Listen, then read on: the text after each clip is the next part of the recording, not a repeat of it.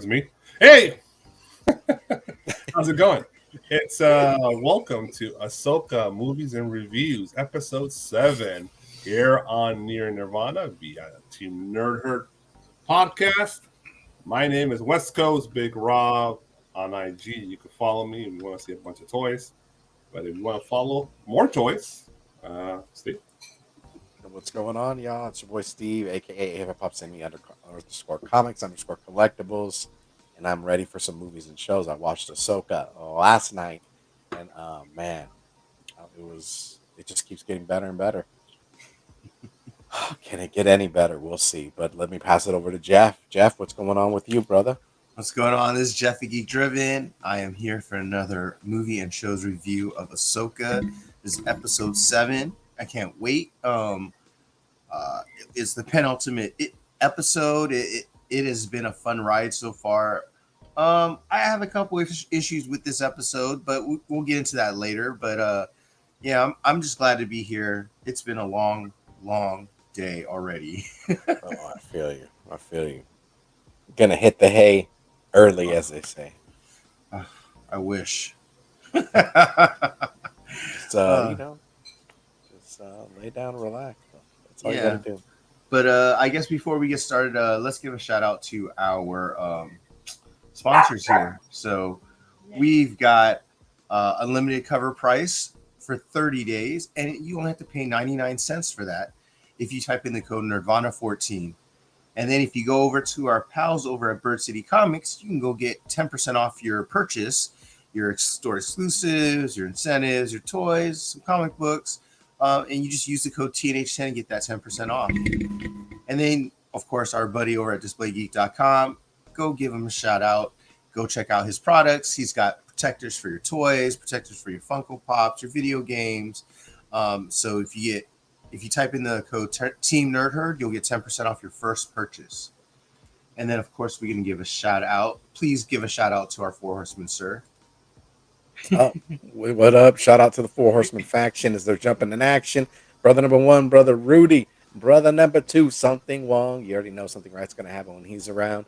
And then the anime, etc. up in the building, all the way from Canada. And then Glenn 2K12, one with the force and the flatulence, man. Superman lover extraordinaire. And those beats, those tantalizing beats. You gotta love it. Beats by Munstar, brother Eddie, also a fellow collector. And also probably told me I'm buying too many figures, but who cares, you know? Thug life, son. You know, I let the figures talk, bro. I'm sure he has his own vices of purchasing. Yeah. No, for sure he does. He's in it to win it too. GT Key comic with the keys to the comic community. What's going on? GT Key giving us a what up and a thumbs up. Right back at you, brother. Ronnie and Rascals comic world. What is going on? He said, Nerd Herd. We unite and we are ready. Chef RD Harris is in the building all the way from the East Coast. What's cooking, baby? What's cooking? Tell me what's going on. Preach that knowledge. As new Star Wars fans, I'm lost, but I love it. I loves it. And then first, baby, with Apollo Crews in the building, bro. All right. I think we're all caught up, Jeff, so you want to lose your gourd right now? Or you want to freaking get down and dirty, dude? Let's talk some freaking Ahsoka, brother. I'm ready to let me move the man of the hour up to the top and he can get going. He's muted though. You're muted, brother. I'll say I don't know about the hour, but all right, yeah. So Ahsoka episode 7, brilliant episode as well. Probably, let's be real, probably the weakest episode of the bunch so far. But it had a lot of good building story plot moments that are obviously going to connect and pay off for the next episode and for the film, because obviously the next episode is already the last episode and we're not going to finish the story. So there's beautiful Ahsoka here on the screen. She's been killing it this whole show. Rosario Dawson is once again say, man, she is Ahsoka. Yeah. So let's opening scene. Help me, guys. I'm kind of like I watched the episode only once. I usually watch twice, but I only wanted once this time. Yeah, me too. We start off, if I remember correctly, here. We start off in Coruscant, actually. In Coruscant? Is it Coruscant? Mm-hmm. So we start off with the Senate hearing Oh, that's right. for Hera. Right here. That's where we start. That's right. Yeah, they brought her ass there, bro. So yeah, it was pretty cool. They showed the building of the Senate, and they have her in a I guess kind of like a Senate hearing where she's got to sit in front of them and she's got to plead her case, I guess. In front of Mitch McConnell and all them fucking jerk offs. Damn, dog. Tell us how you really feel. It's also in front of Chancellor Mothra. The homeboy didn't freeze for 20 minutes. Oh, Kenneth Bird. The bird is the word. What up, Kenneth? Yeah, I mean, look, they really make you hate that character, right? He's a fucking douchebag idiot. Right. Doesn't know shit. Like it's like a combination of fear.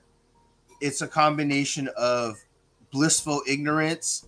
It's a combination of hubris, right? And a combination of trying to get a power play. It also feels like the guy who thinks is the smartest guy in the room, but he's not. Right, exactly. Yeah. Like, hey, man, but he's the epitome of every politician that we hate. Like it's the combination, right? Like there's all kinds of different politicians that we're like, that guy doesn't care about us. Yeah. You know, and he's that guy. Yeah, because obviously he's playing his self-interest in this particular hearing, and he doesn't give a shit about the result as long as it benefits him. Which is ironic because he thinks it's he's calling out Hera's wanting her own self-interest in this whole thing. But yeah, it's a bunch of blah blah blah Senate bullshit. But let's get to the real point. Well, oh yeah, I see 3PO's ass comes in. He just skips to it. Get to the real good shit here. Yeah, dude. Let's get into the meat and potatoes. So obviously because Leia isn't there, you know, God rest her soul. Rest in peace, Carrie Fisher. You know, they send C-3PO as her emissary, and basically says that I have a recording or some kind of document that says that she okayed her mission, Hera's mission, and is miffed by that she also didn't know that they held a meeting, a vote against her mission without her, since she is the one in charge of defense. So she's basically telling them, I'm going to use my power and my position and say that you guys screwed up, and you know, I gave her permission. And if there's any questions, you come to me because I'm the one in charge. Yeah, she doesn't put the law down. And that's the way it should be, because she really did some shit for the last 15 years of this timeline, right? So yeah, well, see, it's funny too because we don't know exactly when, but when we find out in the sequel trilogy, they talk about how she loses her power in the Senate and her position, and she has to go in hiding almost, because everyone finds out that she was the daughter of Darth Vader. Yeah, right? and her enemies obviously used it against her to make sure she's pushed out of power. It almost feels like they are telling us, because we know what happens in the sequel movies, is that this guy is one of those guys, if he's not the guy who outs her. It almost feels like that, right? Yeah, it's Newt Gingrich trying to get Bill Clinton on a blowjob. Way to really pin him up and throw him down. Sure. I'm a history major, so I know my history. Yeah, you remember that, guys? America. It was, you know, I hear people saying that this is tacky. This was like, that's not what they wanted. This is kind of cheesy. And I was like, as soon as I heard his voice, because you hear his voice off camera, right? You don't see C-3PO first. You hear his voice. And I was like, you immediately know, if you're a lover of the original Star Wars trilogy, you hear that voice, you hear Anthony Daniels' voice, and you know exactly who it is, what character that is. That was so awesome. I got tingles up my spine before I even saw C-3PO. I'm thinking Star Tours, Return of the Jedi, all that. So awesome. So for me, it works for me. And it works for me because we can't have Leia. So it would make sense during this timeline that he is with Leia and serving Leia, and what R2's with Luke. Yes. So that all makes sense to me. So I'm okay with it. It passes my, Which is crazy because you think about it, that was their parents' droids too. Right. And Matter of fact, split off. her father built that, helped build that droid at first, and then her brother finished it. And the mom had R2. Yeah, which is crazy. It all makes sense. I love it. They're antiques, dude. What did you think about this game, Steve? I thought it was awesome, man, because you're wondering where this is gonna lead or where it's gonna take, like what they're gonna do. The other politician was so far up her, rear, dude. He wanted results, and for C-3PO to save the day, and also Leia, to be able to put the stamp down and be like, hey, everything's okay. I mean, if that's not hope, I don't know what is, right? You got somebody that's in your corner. One thought that I just run across my head is it's a good thing to see 3PO, because I think a lot of at least my age Star Wars fans they want to see a lot of the original trilogy interjected into the modern Disney Star Wars. Well, at least if it's this closely connected, yes, you want to see it. If it's not closely connected, you can understand. Story-wise, yes, but yes, it's like, but when Disney got it, everybody was happy because, like, yes, they're going to. I'm going to see my old characters. Yeah, the original trilogy is going to be there, because at that point, all we have seen is really just the prequels character, which by that point everybody was beloved because of the Clone Wars animation, but the only thing we had was Legends. Yes, and of course they went off on a weird tangent that it was. Okay, I agree with that, but that's because it wasn't all Lucas, though. Yeah, well, the sequels is like, obviously it was film producers and directors who did not actually appreciate the original trilogy. They were just trying to create their own world without really referencing the old trilogy. And whoever the writers were, they were probably Star Wars fans trying to mix in the legend stuff, trying to make sense, and it didn't. It just didn't. Shout out to Jay Nunya. He said that green chick is fine.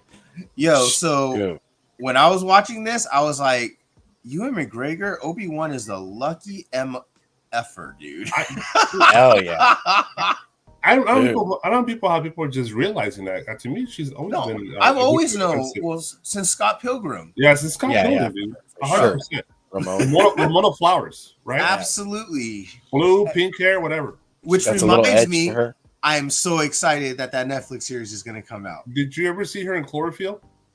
Yeah. No, but I heard it was cool. The sequel, the one with John Goodman. Yeah, she's awesome. Yeah. Captain Kirk would probably smash. Oh, dude!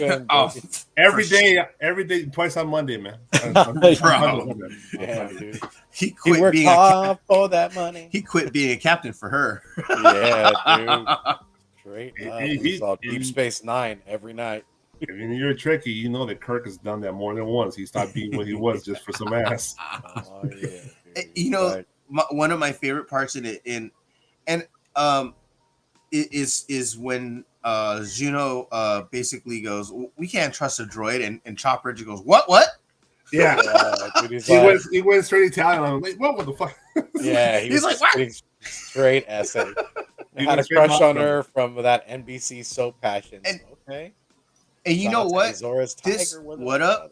Also, yeah, for sure. And alien tanks. Wink, wink. It makes sense that C-3PO shows up as well, because Hera has met C-3PO in Rebels. Yes, she did. And R2. Did Princess Leia make it into Rebels? Can't remember. What's that? did Princess Leia make it into Rebels? I can't remember. Oh, she did. Yeah, she did. Yeah, a couple episodes. Season 1, I think. And she had like an Imperial Shoto or something. And I think she also showed up in a hologram. Yeah, but she was in a whole episode. They were like, she was like, that's when she was like part of the rebellion, but hidden away. All right, so let's get out. So that's accomplished. She gets off the hook with the Senate, and we move on to everything. Every time, where is he at? Where is he at? I'll be right back. Go for it. Every time this dude shows up on screen, it's awesome, dude. It's just like the feels come upon you. You're happy to see him. It's crazy how much love he's getting now, because this poor kid in the early 2000s, he got destroyed by the press, by the fan base. Who? Hayden Christensen. Oh yeah. They beat his ass for like he went into seclusion because of those films.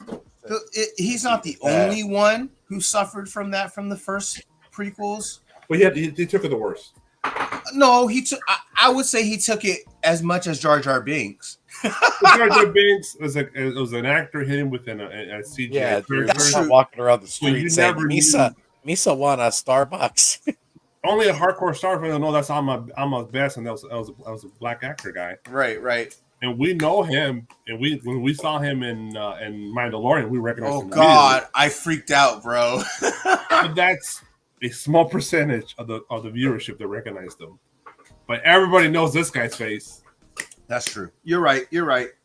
And him and Padme. Yeah. Well, Natalie Portman didn't get no shit because she got a free pass. Because to me, in my opinion, if you're going to criticize Kristen His acting, she was equally as bad as him. Oh hell yeah! That's why. But she got a free pass. She got a free pass because she's Natalie Portman. And she looked cute in a tight white outfit. Oh God. And this is being real. That's why she got a free pass. Because she had her Leia slave moment. Yeah, her ripped, tattered white. She had that giant scarf. Yeah, dude, with her blaster getting down. And majority of the fan base in Star Wars is male, so they gave her a free pass. But this homeboy, he got annihilated.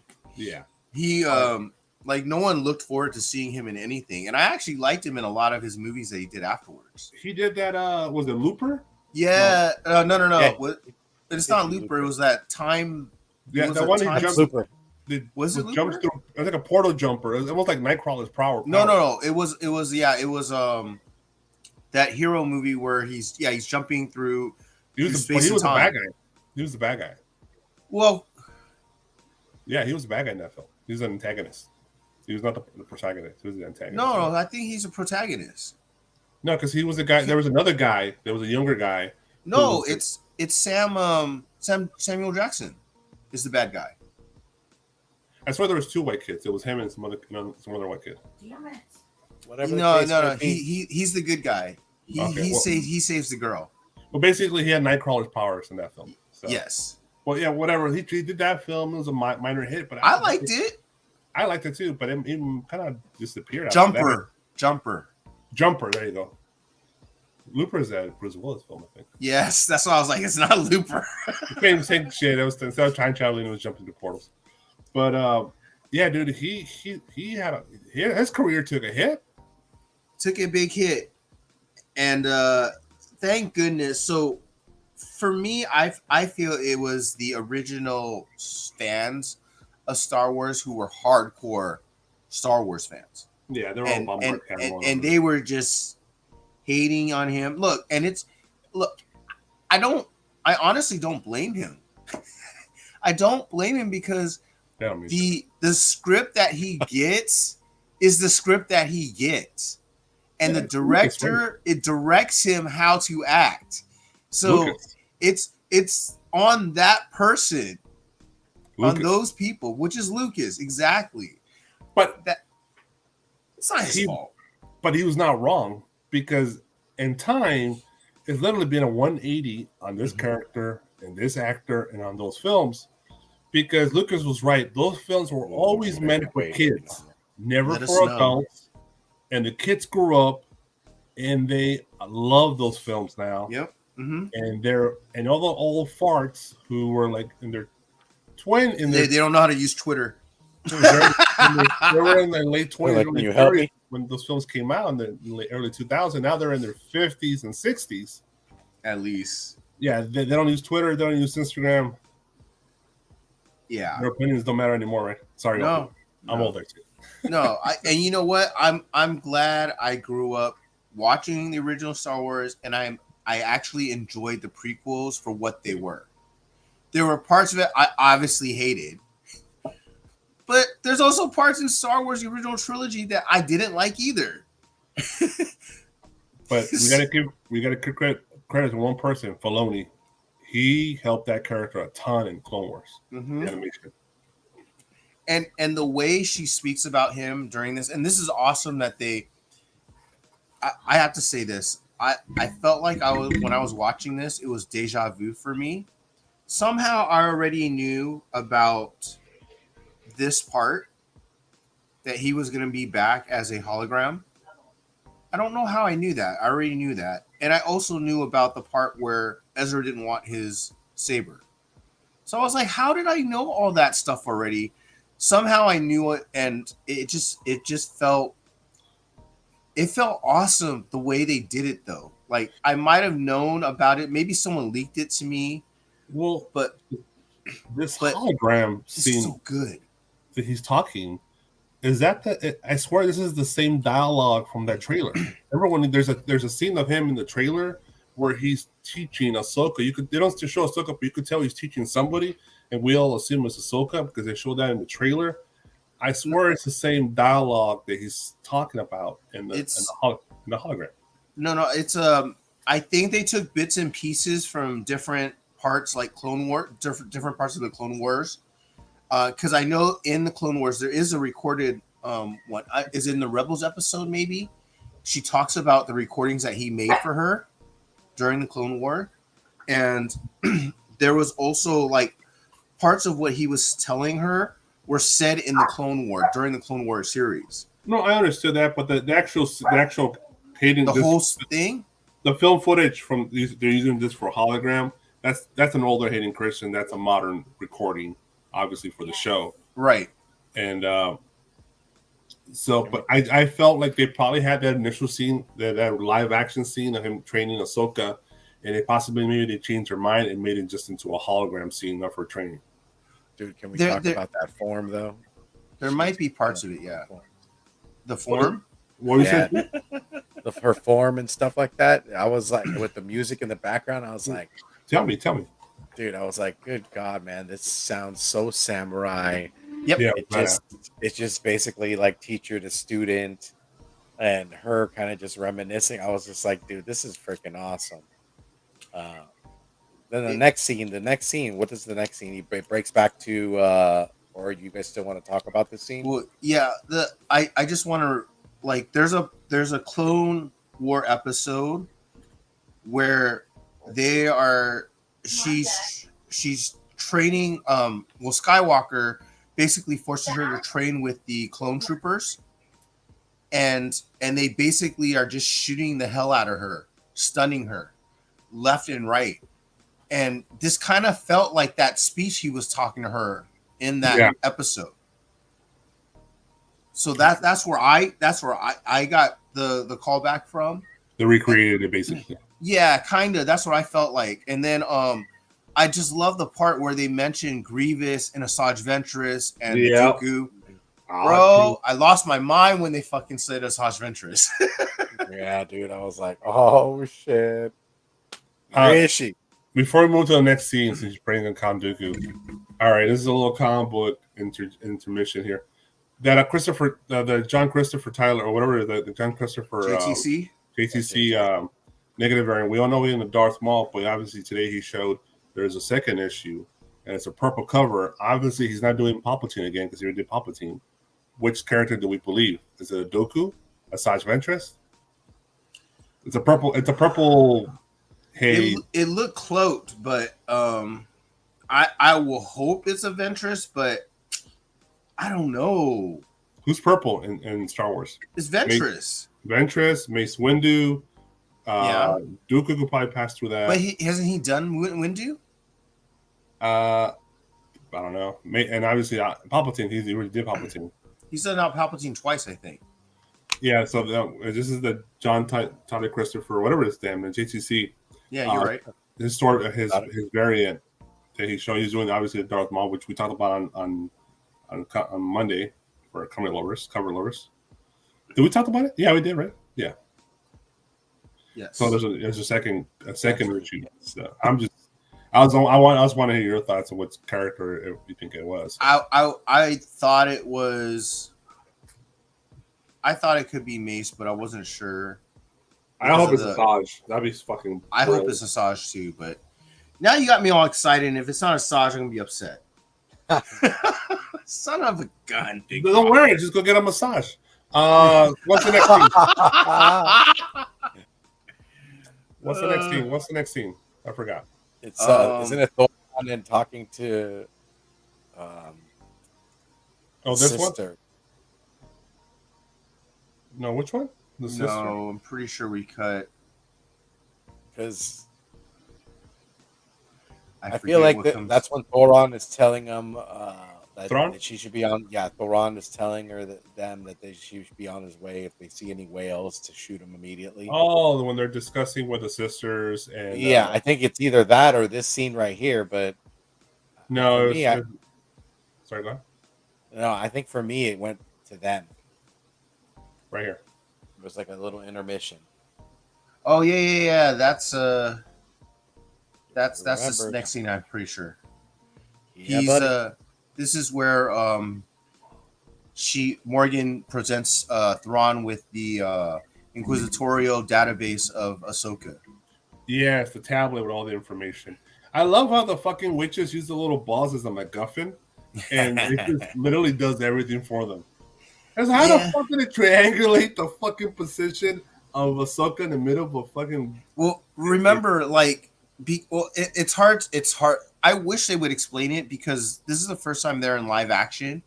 If you've watched Rebels or if you watch Clone Wars, you know that the way they use the Force is different from everybody else, and they use like chanting and stuff, and they just tap into the Force a different way.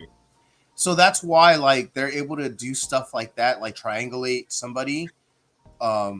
It's kind of like what do you call that? Ouija board, right? It's kind of like a Ouija board for them, a galactic Ouija board. Sorry. No, you're good.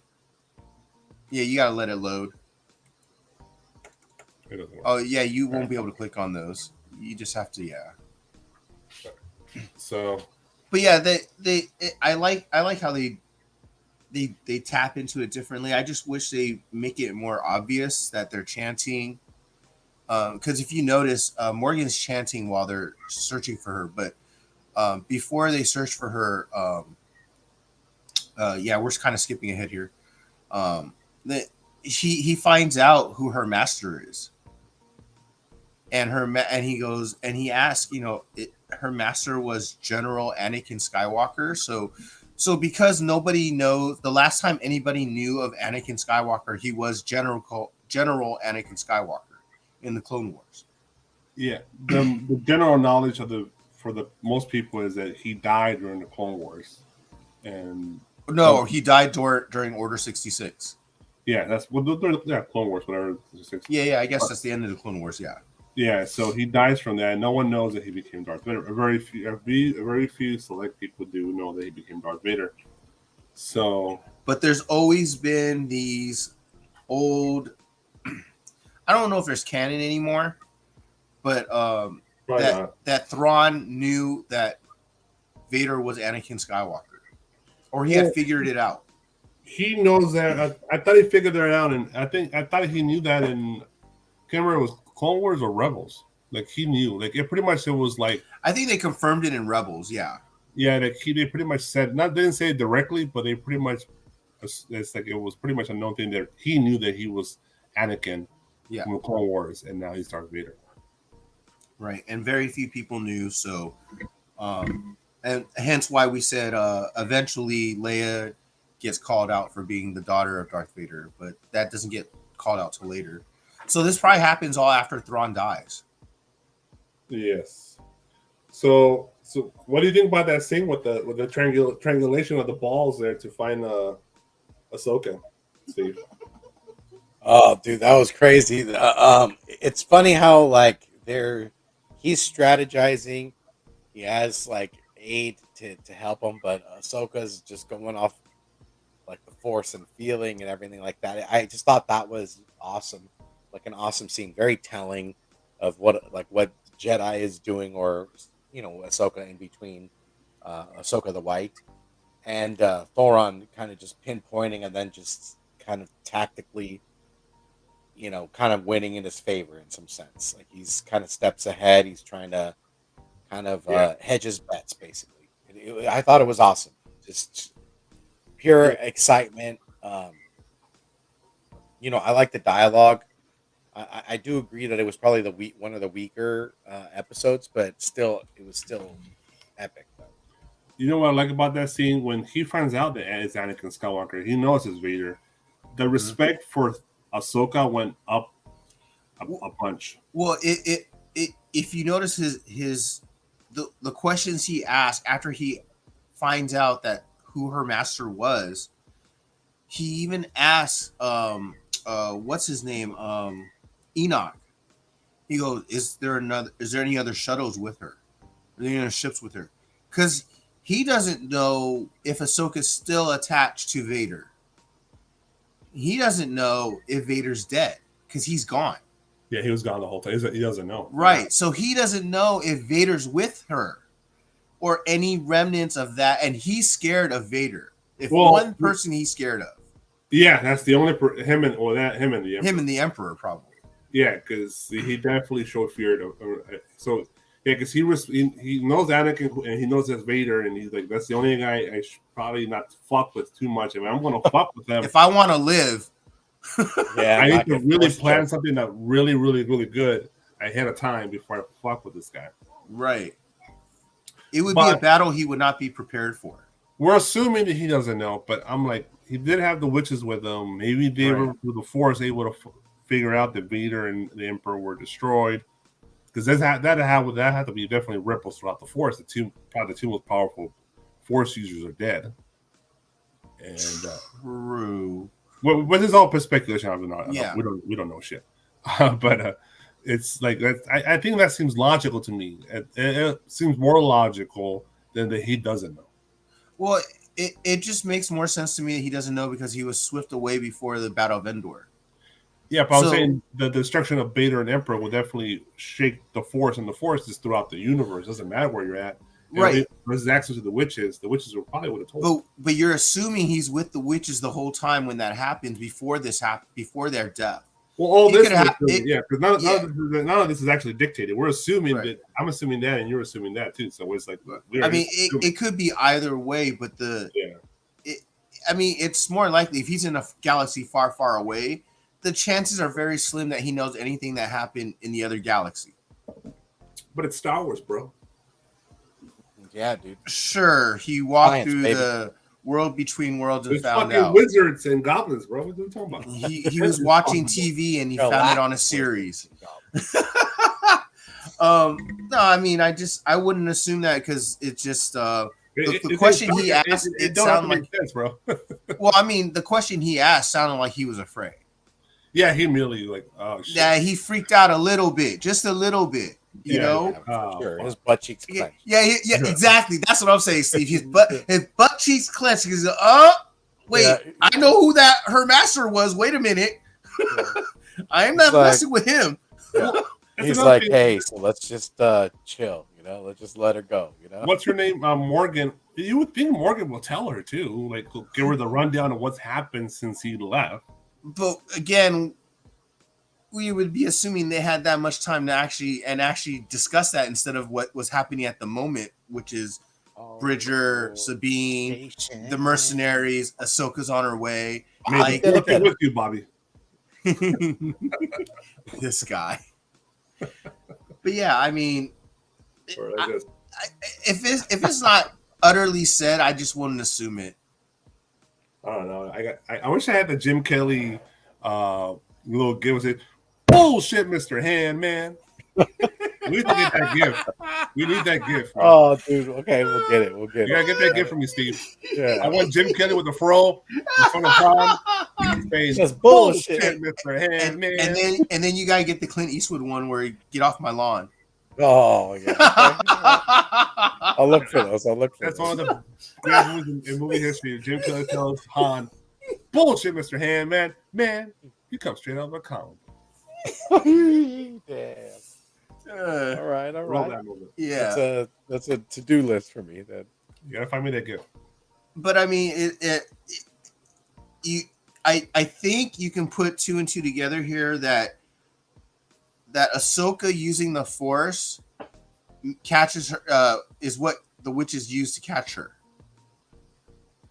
Yeah, So okay. or pinpoint her because as soon as she finds Sabine through the Force, suddenly she gets caught and they know exactly where she is.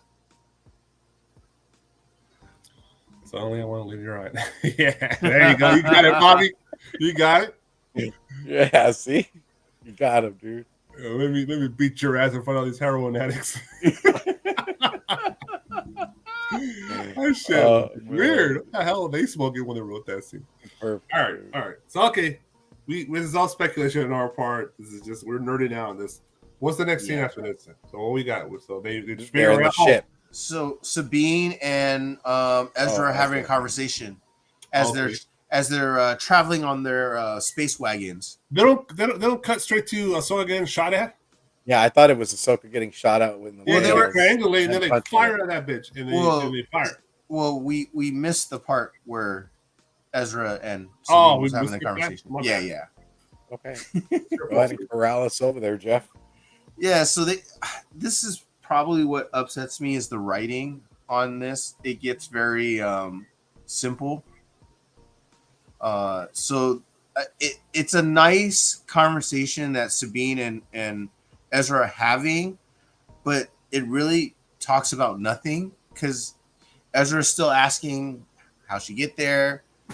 You know, where's Ahsoka?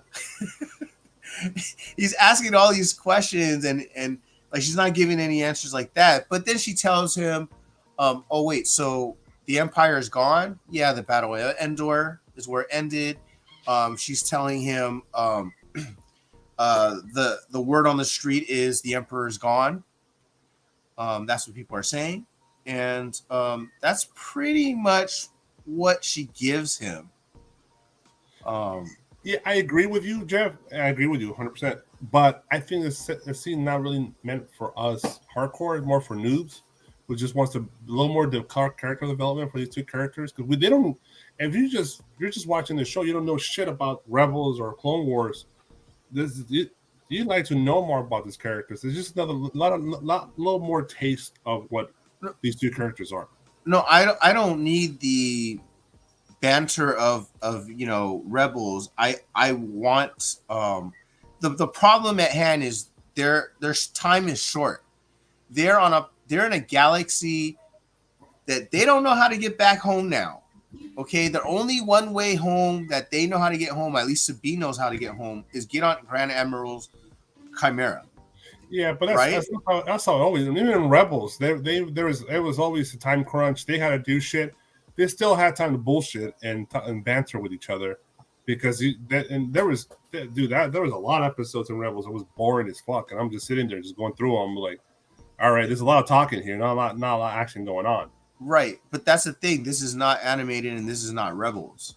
I know, but it's written by the same person, and that's the problem. That's what I'm saying. Hey, man, that's what it is. But no, that's what I'm saying. That's the problem. It is what it is, but it's still a problem because it's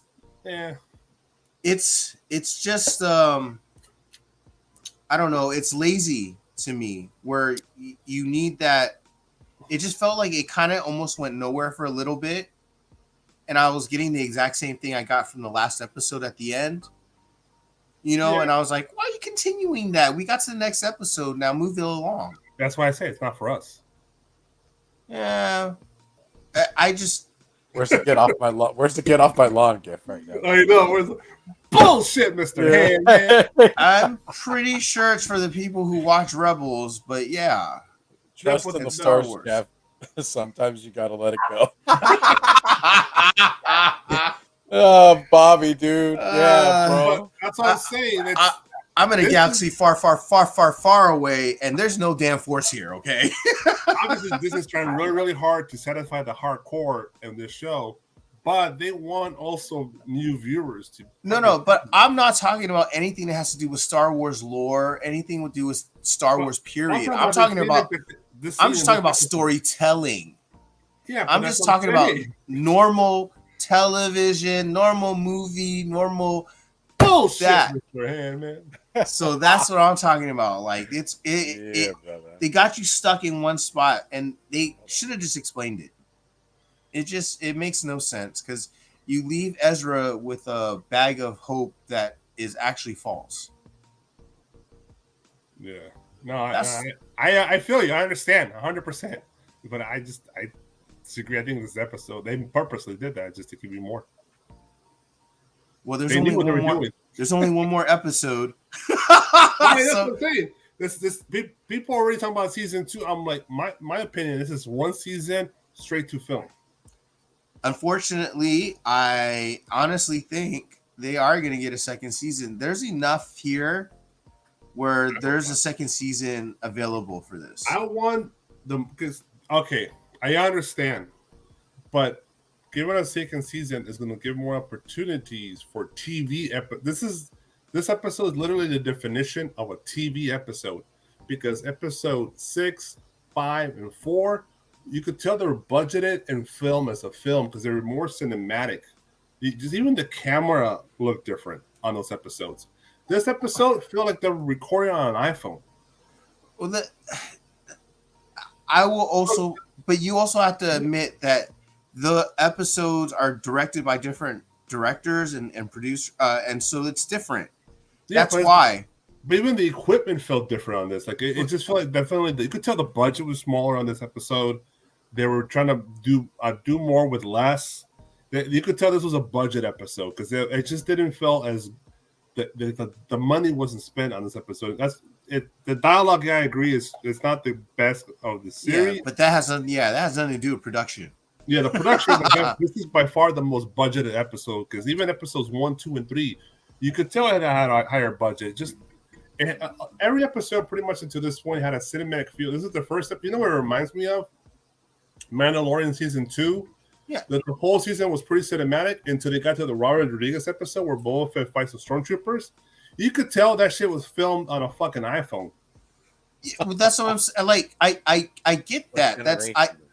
And it just took me out of it because I felt I'm like, dude, is this like a fucking like a student film? It's what it felt like. Well, I mean, the production value didn't take me out of it. And like I said, that's not the problem I have. I want $1 billion spent on this shit, bro. Trust in the Force. Okay, when you have $1 billion, go spend it.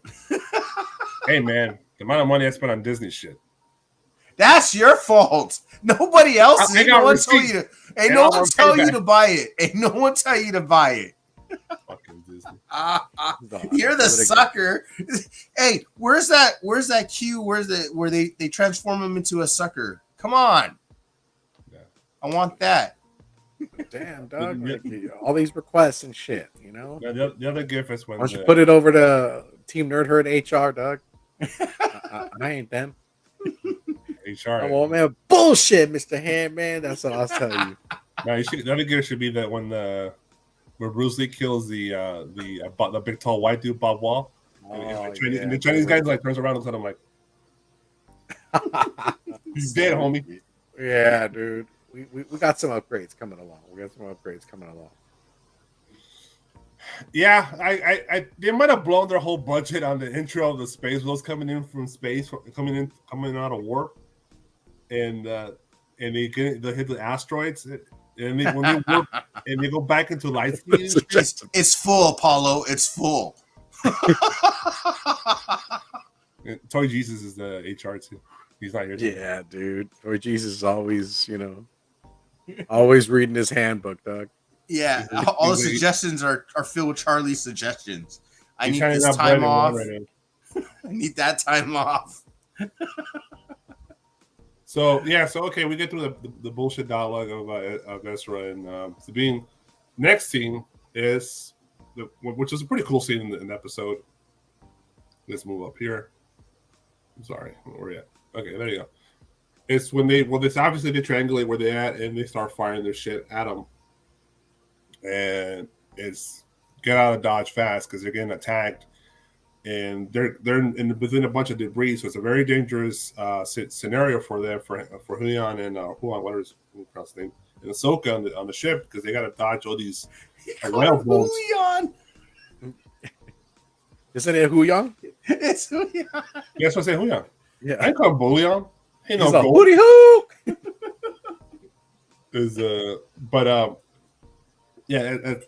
They're firing all these. They're firing guns, and then the fighters start chasing them down to the planet. And there's a space, basically another space chase.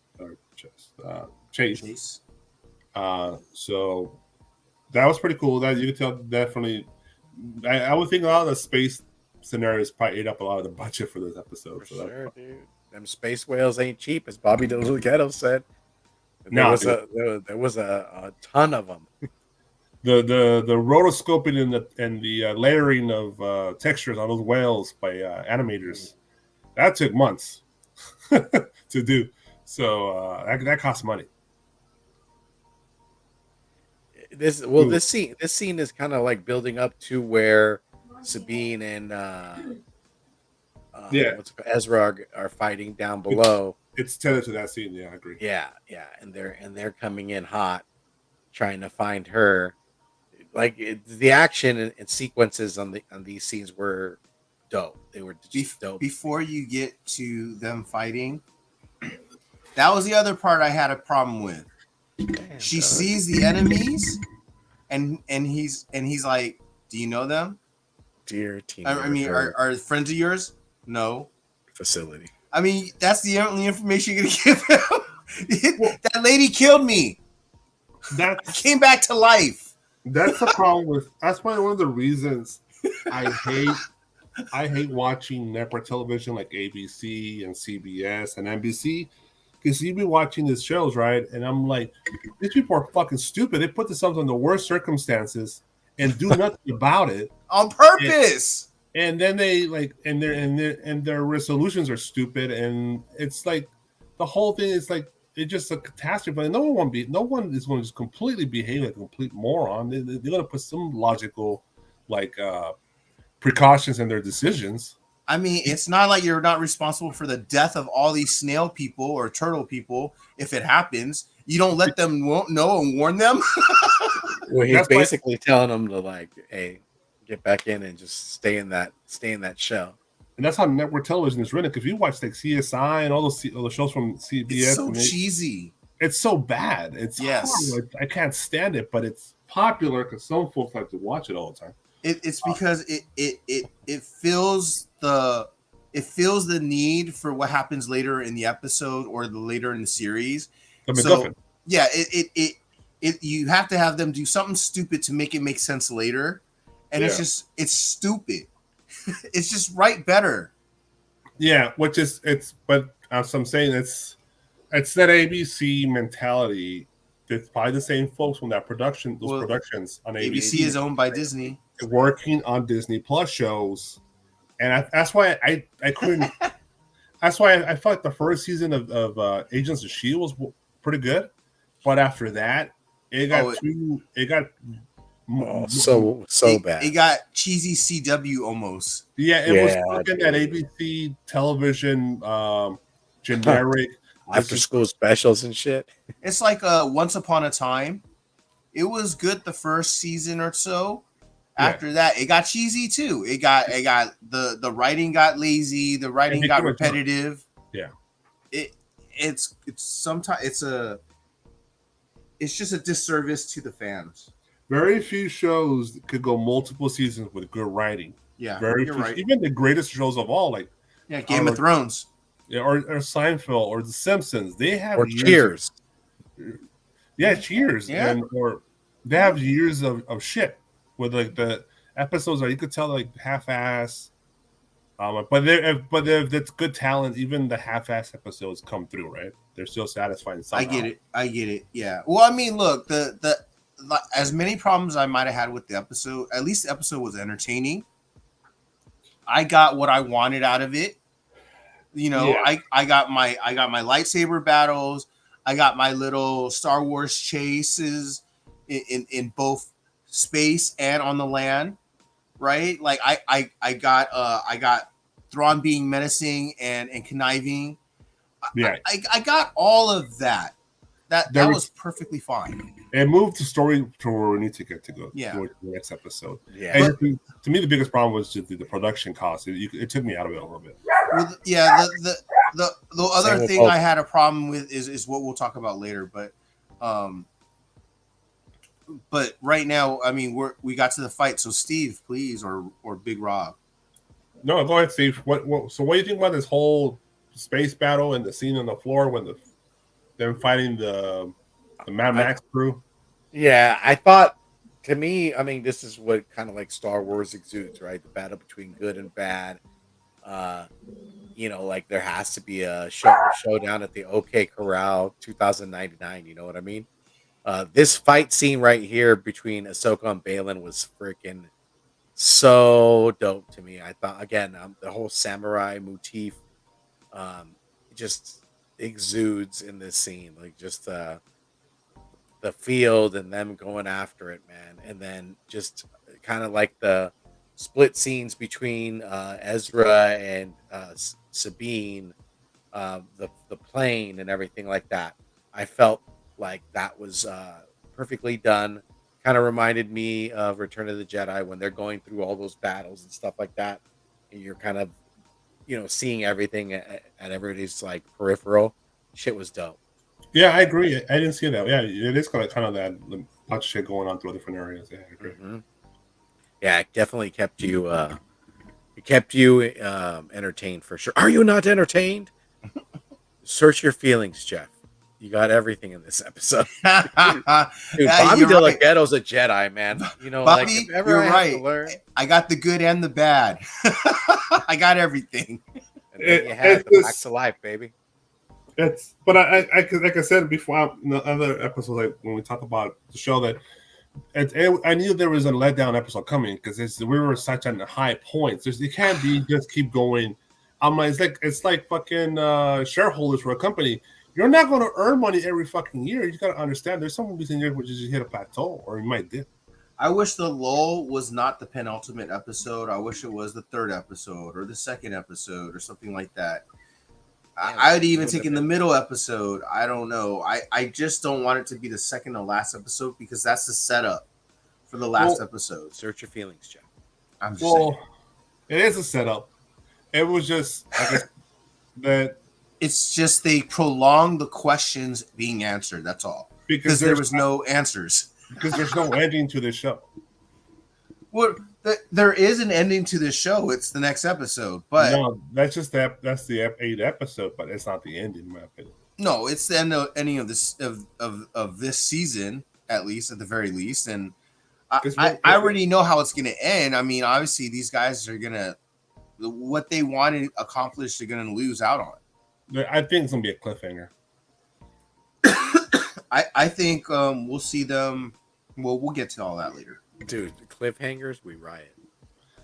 But yeah, let's talk about the battles and stuff. Well, I guess can we talk about the freaking lightsaber issue?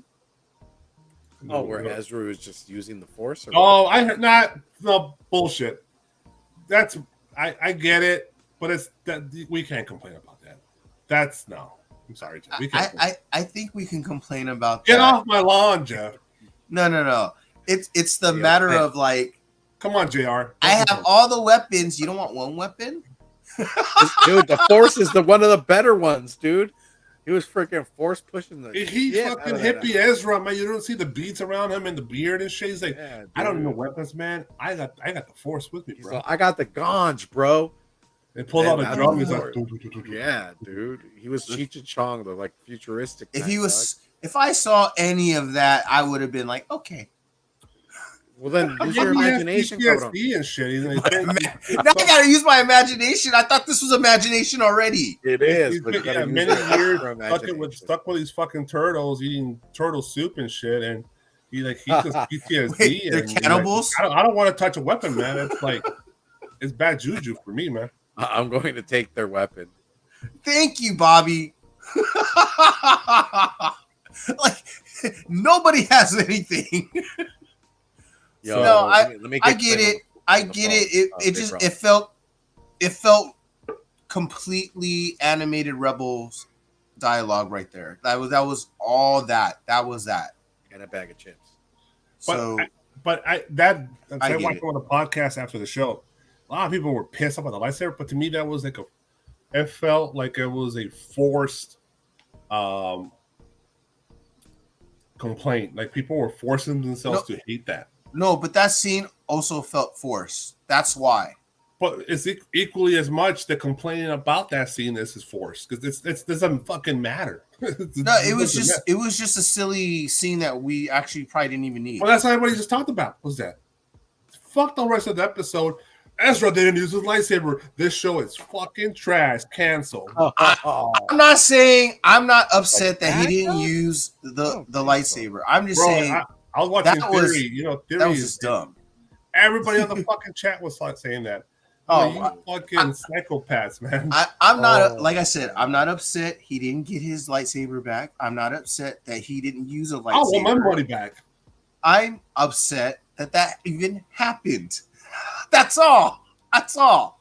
I could care less for that dialogue and that scene. It just felt super over the top. They were holding cheesy. back because they eventually he's going to take his lightsaber back. He's going to do a badass fucking lightsaber battle. He's probably going to fight Shih Tzu and kill Shih Tzu. And yeah. So. If Filoni came out and said it was just one of those things where we, I guess it's not his weapon of choice anymore, and whatever, or he's different with the Force or something. I get it, but that, like I said, that was just a waste. What's the odds that Shih Tzu and Balin come out of episode 8 alive? What are the odds? One of them will for sure. I say they both die. Body, probably. They both die? Yeah. I say they kill off Balin. Wow. And they keep Shin Hati. She runs. I hope they kill Balin because he passed away in real life. Because if they didn't kill him, they have to recast him. Well, yeah. Word. You know who they're saying to get recast him, right? Yeah, Bullshit, Mr. Handman. Yeah, fucking Leonidas. Yeah, Gerard Butler. Yeah, buddy. But like, this is Coruscant. Yeah, dude, and then fucking just let him have it. Do I think I was always saying that he's gonna die. One way or another. Yeah, it almost feels like he's on a suicide mission. Yeah, well, because his mission is the most secretive mission. His goals are the most secretive goals. Like it's so vague what he wants. All we know is he's searching for something. I almost feel like he had a conversation with somebody else before all this, and had planned this the whole way through, and he's trying to set up a situation that he wants to accomplish, and I think to accomplish that situation, he's going to have to pass away. Well, here's my guess. If my guess is this, he finds the power that he's looking for, this source, and this source is a person or a living being, and takes him out, right? But sets that source free, and now that is free to go follow Thrawn back to a galaxy far, far away. That's how I'm looking at it. But I mean, I can even see Shin Hati going back to him and like, you let me down. I lost that battle. If you left me, and she murders his ass from behind. I can see that From too. behind. Oz, dude. Yeah, Uh, it's and very I can specific. I can see Thrawn doing it because he's like, where is Balin's skull? So I can see him dying. That's the one person I can see dying for sure. Yeah, because he suspects him from the beginning, anyways. Yeah. And Word. there's a lot of people who want to kill him now. So Yeah, I feel like there's a redemption coming for him. maybe. But I don't know. We'll see. That was a great battle between them. It was a short battle, but She totally used the Star Wars Jedi way to get out of the battle. Yeah, which was dope. I mean, she was handling herself well in that fight. And then for her to rush over to help Sabine and freaking Ezra, that was even better, man. I mean, I guess that training came in handy. Sure did, dude. So that battle happens. That ends. They killed most of those Mad Max dudes. Well, we did find out one thing about those troopers. They're not ghosts. They're troopers. Yeah, That's very real. The only thing is they're just using that galaxy's duct tape. It just happens to be Witch's red cloth. That's all that was. It had nothing to do with Nice Sister powers. A little crazy glue. Of course, Ahsoka reunites with Ezra and Ezra and the Turtle crew, and they were happy and celebrating a small little celebration there. And ta-da! Yep, wrapped up in a nice little bow, right? Pretty much, yeah. That's almost like that could have been an ending right there, but I mean, pretty much was the ending. Yeah, well, they actually got another episode, right? So yeah. And was that the end of the episode, or was there a follow up? Yeah. No, that was the end. I mean, there was a cutaway before this part to Thrawn, telling his whole plan was to keep Ahsoka distracted, waste her time, keep Ezra Bridger and Sabine far away from them, so they can take the 3 rotations to pack up all the all the bodies, we think they're bodies, from the catacombs. Yeah, we might still see zombies, right? I'm hoping. I really do hope that happens. I want to see zombies in Star Wars. Dude, my trust in orange people. Gotta love her, dude. Racist. God bless her soul. Yeah, I would assume that's his new army. Right? Like once they get over there, they're gonna use the powers on Dathomir and bring those zombies to life. Yeah, maybe that's the plan. We'll find out tomorrow. See what they want to do. Maybe we won't. Maybe they'll leave us on a cliffhanger, and we get a season 2 like some folks want. Maybe we'll get a movie like I want. So, I mean, what do you think will happen in the last episode? They'll definitely leave the planet. All of them. I don't think no one's getting stuck. I don't see all of them. I think Thrawn. There might be some idiot that gets stuck behind, but like in general, the main characters like Thrawn is going to get away. Ahsoka's going to get away. Sabine's going to get away. Ezra's going to get away. But like maybe Morgan gets stuck behind, right? Or maybe the witches get stuck behind. I think Balin gets left behind. Possibly, but maybe that's what he wanted, right? Right. No, but that's what I think he is. Yeah. Just wanted to be at peace. Well, here's the clue that I got. The dreams or what? His conversation with Shinhati.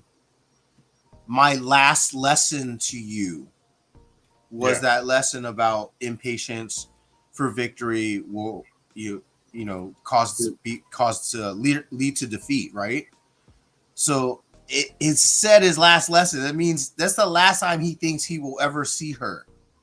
And it almost seems like a warning to her because maybe he foresees that in her. 100%, Bobby. Yeah. Well, I was already saying in the last episode when we were talking last show that her ambition is too out there. She is a dark side person. Her ambition is power. She questions and asks of him is So is that when we get the power, or how do we get the power, or how are we part of this empire? Yeah, she's You more know. absolute, but much more Sith. Yes. And So, Balin's more in Grace. but Balin was also attuned to it though, and knew it, and was truthful to that, right? Yeah. So, like, that's what makes me think that he knows a little bit. He's more attuned to the Force, where he can see forward, kind of like the Emperor did, right?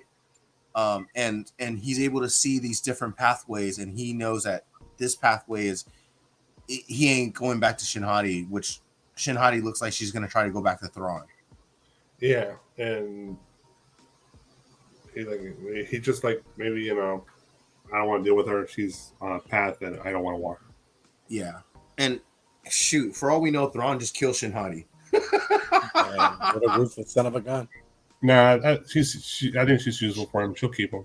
I think she's useful too, but he doesn't trust Force users.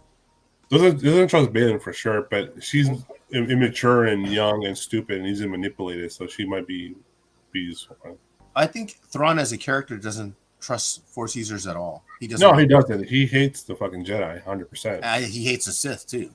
Well, yeah, it's just, at the end, it's the same thing, right? But it's just different spectrums of the same thing. Okay, that literally it. That's episode 7. Let's give out grades. Okay, Steve.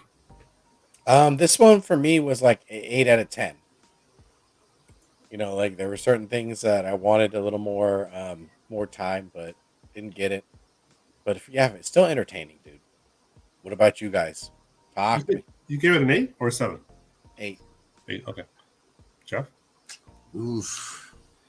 I actually was gonna give it an 8. I don't know. I'm debating between 7.5, 8.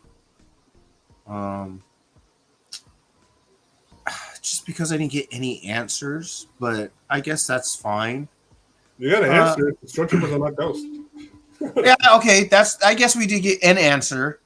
So yeah, I guess I'd give it an 8 too. It wasn't as good as any of the other episodes, so it probably was the weakest episode.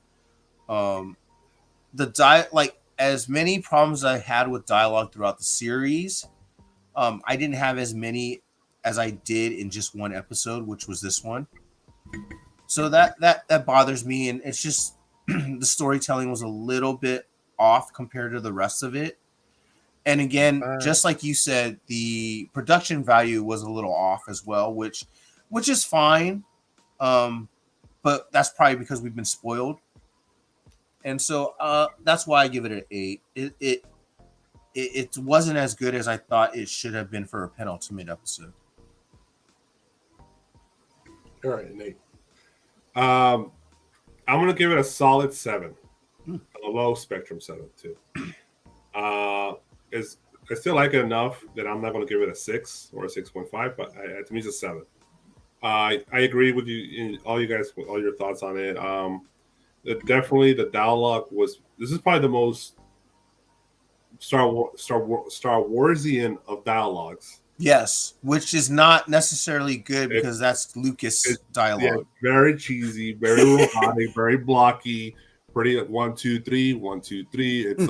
It's very simple, but it's easy to consume and understandable for everybody, and that's Lucas' mindset. He wants a large audience to consume, which works. That's where he makes money. That's why it's always a successful idea.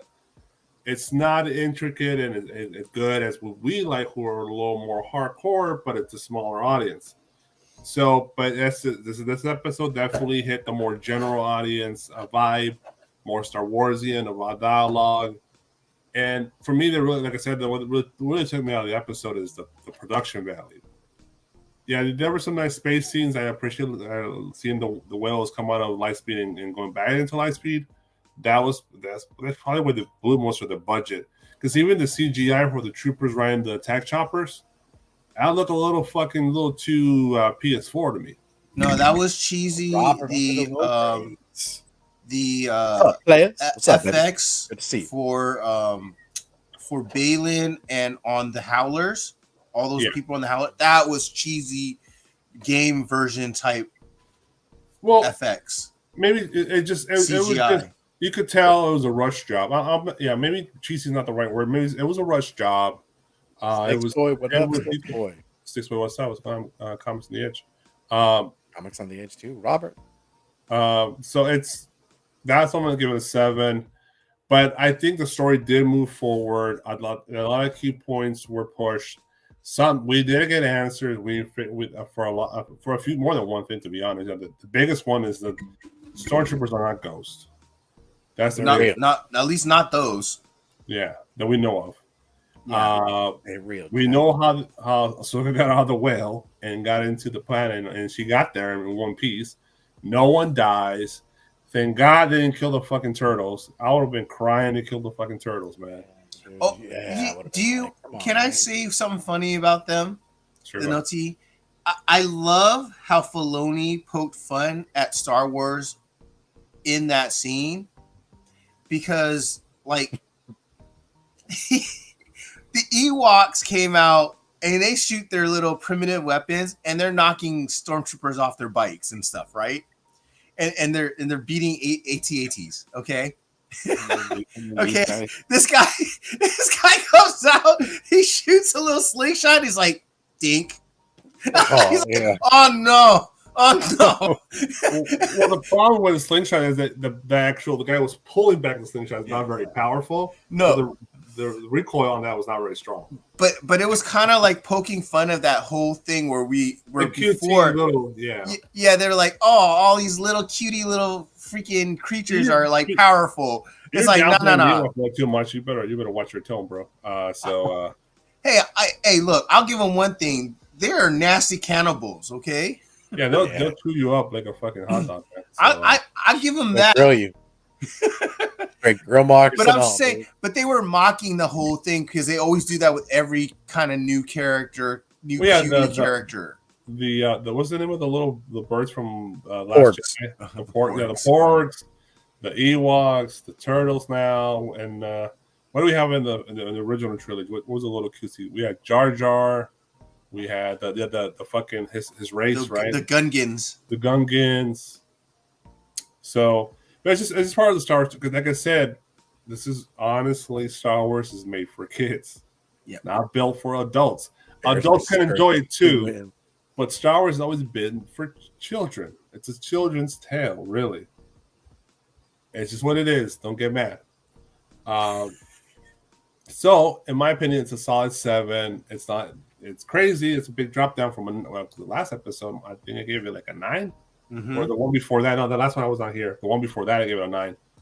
Last one, I think, my opinion was like an 8, solid 8. But there was a 9 and a 9 before that. So it sucks as a come down, but it was to me it was predictable. You cannot be just 9 the whole way through. Like that's hard to keep up. But maybe episode 8 will get us out with a 9. And maybe even a 10, you never know, but I wouldn't count on it. So don't put your hopes up too high because I'm pretty positive we're not going to get a resolution. We'll get some answers, but not the answers we're looking for.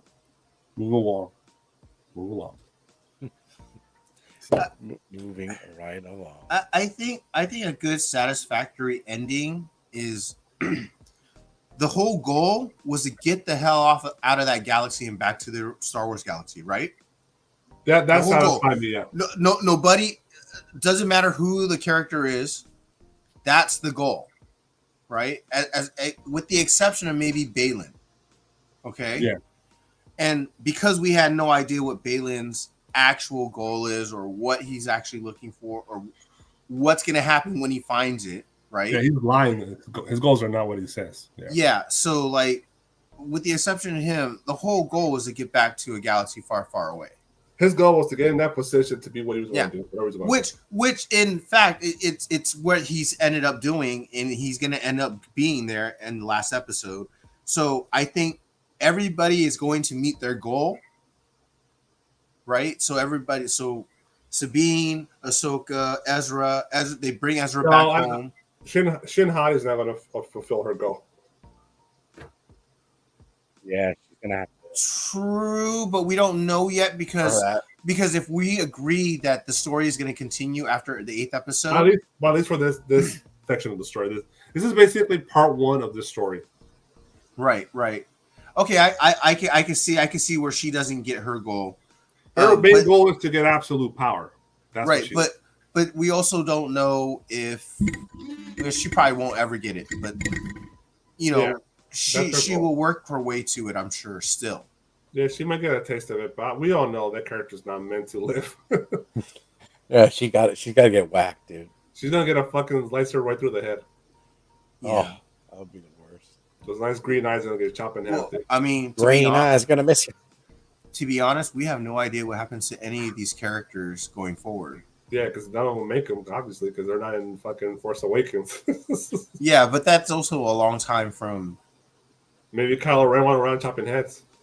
Dang, yeah, maybe he just had to. I mean, it is decades away from Return of the Jedi, so. Maybe from Force Awakens. Yeah. Yeah, it's about 15 years, 19 years. No, it's like even more than that. It has to be more than that. I mean, Ben's not even born yet. It's at least 25 years. It's at least 25, if not 30. Yeah, I think Ben and Ray are probably in their mid 20s. I think right now the ongoing agreement among Star Wars fans is Ben Solo is probably about 5 years old in this episode, around this time. So 20 years later. So yeah, it's about 20 years after this. So which makes sense because before this was 20 years before that was Return of the Jedi, right? Before this. So. No. This is about 7 to 8 years, I think, because we're going by Mandalorian time. In Mandalorian time, the first season was 5 years after Return of the Jedi, and then add however many years after Mandalorian. So it's about 8 years after. But it's probably closer to 20 years when New Hope starts, or Rogue One ends, what do you want to call it? Well, isn't it like between New Hope and the end of Return of the Jedi? I think it's only like a decade or a little more, like 15 years. It's less than a decade, 100%. It's no way more than a decade.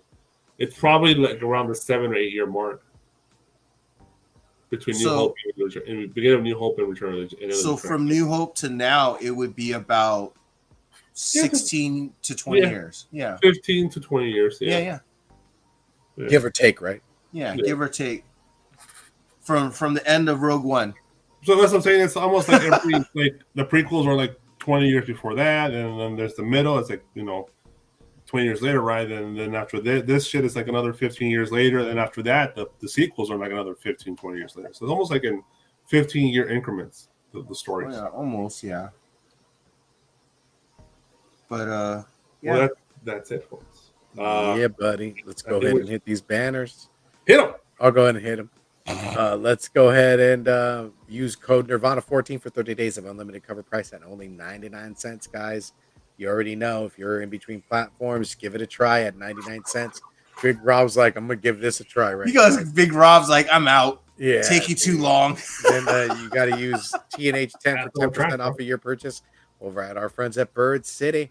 And then if you use Team Nerd Herd to save 10% off of your first purchase over at Display Geek, you'll notice Jeff's pop holders, and you got pop protectors. He's a toy collector. He's an aficionado. What do you want from me? And then we're gonna go ahead and hit the chat for a little bit. Oh, look, he said, I like when Jeff does math. I can see the wheels turning. Well, what are you an accountant there, Jeff? Yes, I am an accountant. Thanks, son of a bitch. There it is. Yes, right numbers are my thing. Don't forget, guys. Tomorrow, long story short, with the fellas, airing Yeezy Red Hood and International Comics. They go through Ghost Books.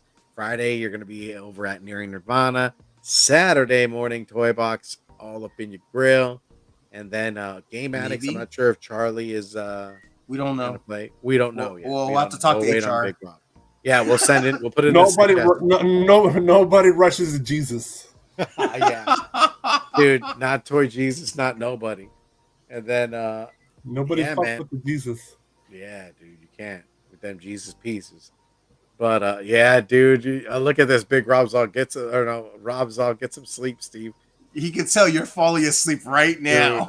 No, that's probably I am. I am tired. But yeah, yo, Big Rob, you want to take us out, brother, man? Sure. Let's see, what can we do? Are you If gonna you hit that want out? to do it right, may the fourth be with you. Yeah, buddy. Peace out, y'all. I'm getting the end credit right. Slow. I